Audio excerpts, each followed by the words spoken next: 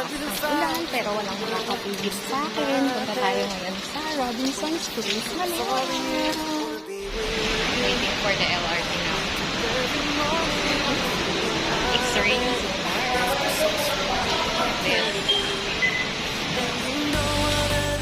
So, unlike before, ng araw na yan, nagsisend na sa akin ng iba't ibang pictures ng mga bracelet, ganyan. Una, bracelet lang yung naisip namin bilhin. But then, we ended up buying the engagement ring. Oh my gosh.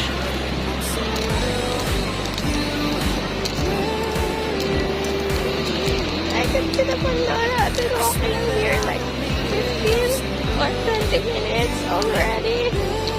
Well,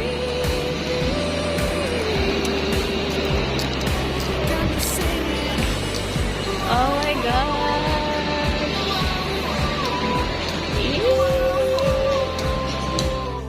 Sobrang hirap guys mamili, lalo na kapag madami kang pagpipilian. So, ayun na nga guys. Bracelet lang dapat ang bibili ko.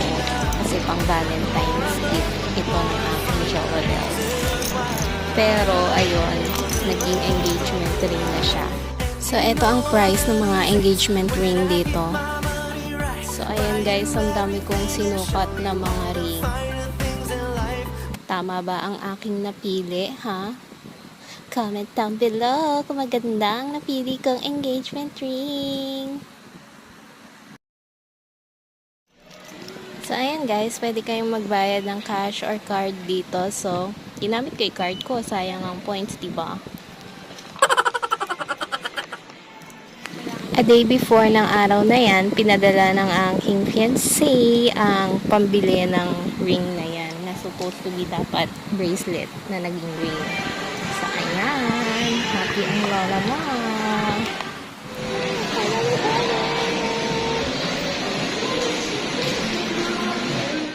Charan! Ito na ang aking double band heart engagement ring from Pandora.